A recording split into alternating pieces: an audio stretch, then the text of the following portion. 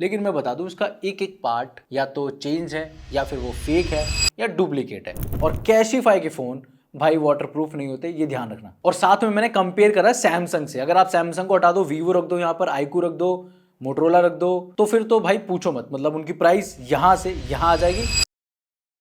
क्या आईफोन 14 2025 में भी एक बेस्ट ऑप्शन हो सकता है? और क्या एंड्रॉइड फोन जो इस बजट में आते हैं या फिर इसके मेन कॉम्पिटिटर आईफोन 13 या फिर 15 से ये फोन बेटर है, वर्थ इट है, या फिर इसको लेना सही रहेगा, इसी की बात करेंगे इस वीडियो के अंदर। मेरा नाम है परवीन और आप देख रहे हो चैनल टेक स्टफ। इस तरह की वीडियोस में लाता रहता हूं, तो सब्सक्राइब कर लो। देखो इस वीडियो को ना मैं दो पार्ट में डिवाइड कर रहा हूं। सबसे पहले प्रोस की बात करेंगे, फिर कॉन्स की बात करेंगे, यानी कि सबसे पहले जो अच्छी चीज है ना इस फोन के अंदर उनकी बात करेंगे, फिर जो कमियां हैं, खामियां हैं, उनकी बात करेंगे। ओके, तो सबसे पहला जो पॉइंट होगा ना आप लोगों के मन में वो ये होगा कि भाई आपने आईफोन 14 लिया ही क्यों है? क्योंकि जितनी चीजें इस फोन के अंदर है ना वो तो शायद आईफोन 13 में आ जाती हैं। तो आपने जो पैसे दिए इसके लिए वो तो सब आईफोन 13 में मिल जाता है, मतलब आपको सस्ते दाम में मिल जाता है। तो मैं एक चीज यहाँ पर बोलना चाहूंगा, देखो हाँ बहुत ज्यादा इंक्रीमेंटल चेंजेस नहीं है आईफोन 13 या फिर 14 के अंदर, लेकिन है कुछ चीजें जो आपको थोड़ी सी बेटर देखने को मिल जाएंगी। जैसे कि यहाँ पर आपको 6 GB रैम देखने को मिलती है। आईफोन 14 के अंदर आपको जो नॉच मिलती है वो थोड़ी सी छोटी मिलती है।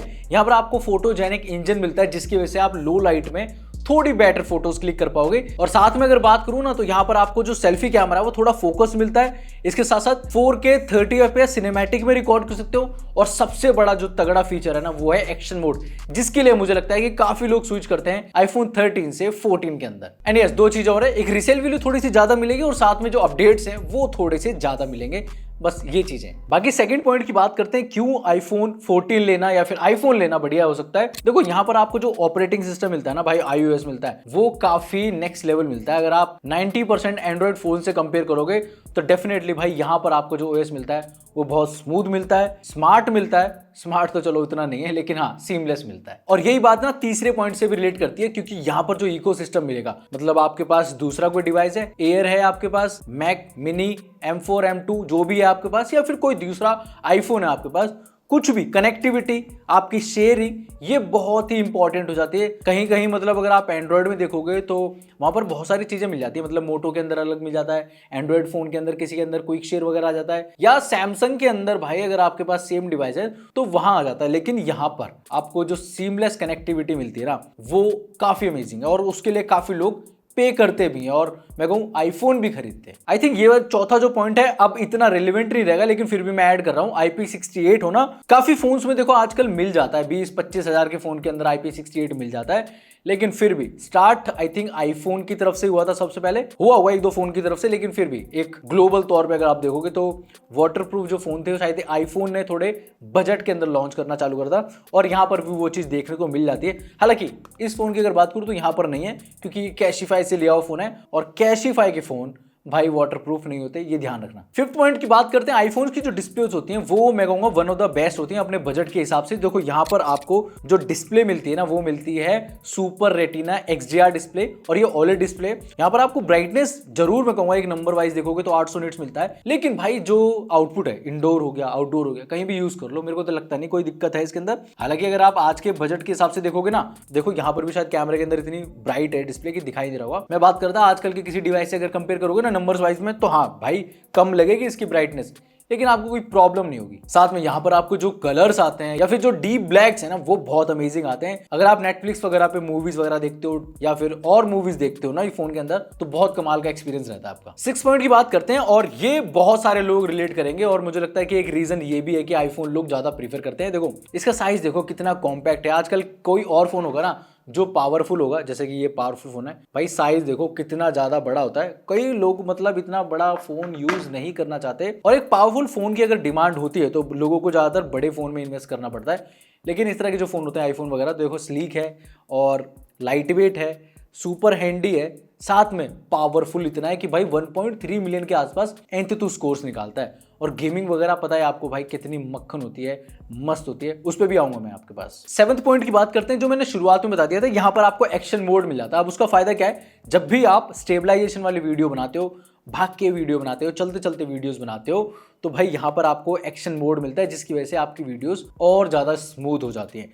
तो वो चीज यहाँ पर मिल जाती है, क्योंकि वो 13 में आती नहीं है। 15 में तो भाई सबको पता है जब आप ज्यादा पैसे दोगे तो मिलेगा, लेकिन 13, 12, 11 में वो चीज नहीं मिलती। और जब हम एक्शन मोड की बात करें तो 8 पॉइंट की बात इसलिए मैं करना चाहूंगा क्योंकि अभी तक के शायद सबसे बेस्ट कैमराज आते हैं अगर आप वीडियोस की बात करोगे मुझसे, क्योंकि जितने व्लॉगर हैं ज़्यादातर मैं बोलूँगा कि वो आईफोन्स ही यूज़ करते हैं और बहुत ज़्यादा कमियां नहीं है। अगर आप आईफोन 16 की वीडियो शायद इससे कंपेयर करोगे तो मुझे लगता है कि 19-20 का ही फर्क आपको देखने को मिलेगा, शायद वो भी ना मिले। तो यहाँ पर अगर आप 12, 13, 14, 15 की भी वीडियो चेक करोगे तो मुझे लगता है कि नहीं है कि बहुत ज़्यादा फर्क होगा लेकिन इतना ज़्यादा नहीं। और भाई इसके जो कैमराज हैं वीडियोस के मामले में तो बोलूँगा बहुत बढ़िया है, बाकी फोटोज़ के मामले में ऐसे बुरे नहीं है। मैंने कुछ सैंपल डाले भाई, देख लो। और ये 14 प्रो के साथ भी मैंने डाल दिए, 15 के साथ भी डाल दिया एक सैंपल, कोई डिफरेंस मुझे पता नहीं लगता इतना। नेक्स्ट बात करते हैं वायरलेस चार्जिंग की। देखो ज़्यादातर फोन के अंदर आजकल आपको एंड्रॉइड की स्पेशली बात कर रहा हूँ, वायरलेस चार्जिंग मिल जाती है। मतलब 30, 40, 50 हज़ार रुपये खर्च करोगे तो किसी में है मतलब वायरलेस चार्जिंग का ऑप्शन, लेकिन वहाँ पर सिर्फ वायरलेस चार्जिंग है।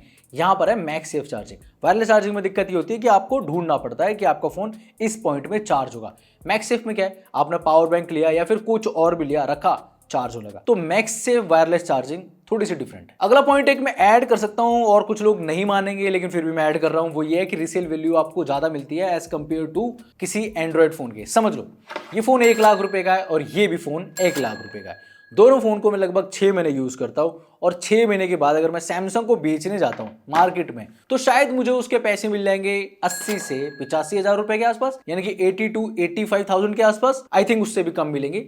लेकिन अगर मैं वही आईफोन को बेचता हूं तो आई थिंक मुझे लगता है कि 90,000 में आराम से ग्रैब कर सकता हूं। मैं एक खाली एग्जाम्पल दे रहा हूं यहाँ पर, बस ये बताने के लिए कि प्राइसिंग आपको ज्यादा देखने को मिलेगी। हालांकि मुझे लगता है कि 60-65 में भी निपट सकते हो अगर आप 6 महीने 1 लाख वाला फ़ोन चलाते हो तो।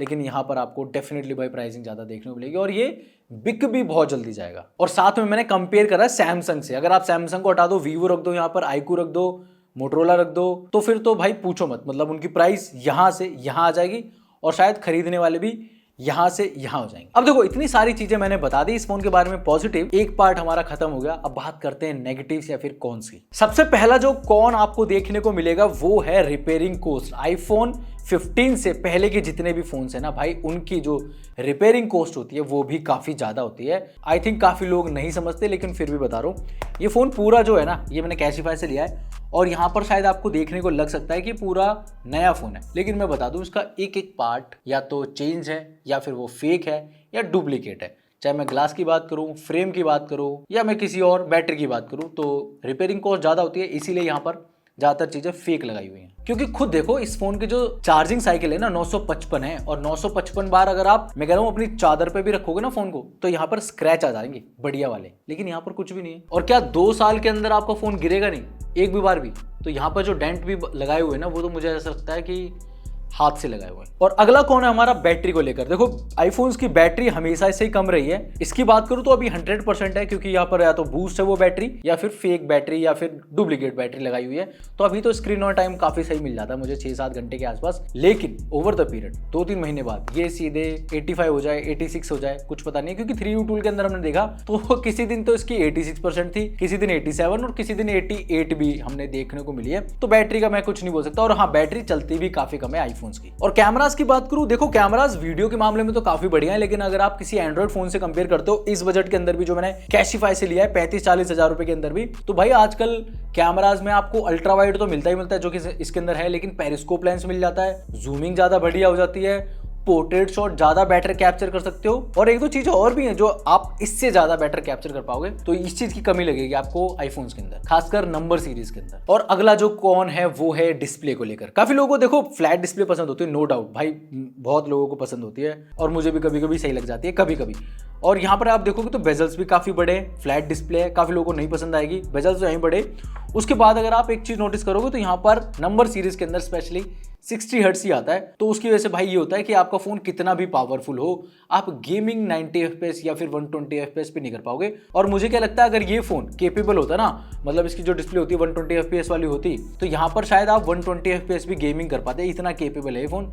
लेकिन यस, डिस्प्ले उस हिसाब की नहीं है तो आप गेमिंग भी नहीं कर पाओगे। एंड यस, जब भी आप स्क्रॉल वगैरह कर रहे हो तो भी स्मूथ नहीं लगता फोन। और नेक्स्ट बात मैं करना चाहूंगा इसको यूआई को लेकर। काफी लोगों को यूआई पसंद आता है इस फोन का। मैंने शुरुआत में बताया था इसके प्रोज में कि यूआई काफी बढ़िया है, डेफिनेटली काफी बढ़िया है, लेकिन मेरे जैसे लोगों को जिनको भाई एंड्रॉइड के यूआई ज्यादा पसंद होते हैं, मेरे को सच में नहीं पसंद आता। समझ लो इसका वाईफाई अगर मुझे बंद करना है ना, तो मैं यहाँ से तो बंद कर सकता हूँ, ऊपर सेटिंग्स में जाके टॉगल करूंगा, वाईफाई बंद हो जाएगा, लेकिन 24 घंटे बाद फिर वो ऑन हो जाता है, और वो बंद करने के लिए आपको सेटिंग्स में जाना पड़ेगा, या फिर एक छोटा सा फीचर ऑटो ब्राइटनेस का जो फीचर होता है उसके लिए आपको सेटिंग, एसेसिबिलिटी, उसके बाद डिस्प्ले एंड टेक्स्ट में जाके नीचे टॉगल करना पड़ेगा, और वहां पर आपको ऑप्शन मिलेगा ऑटो ब्राइटनेस ऑफ करने का।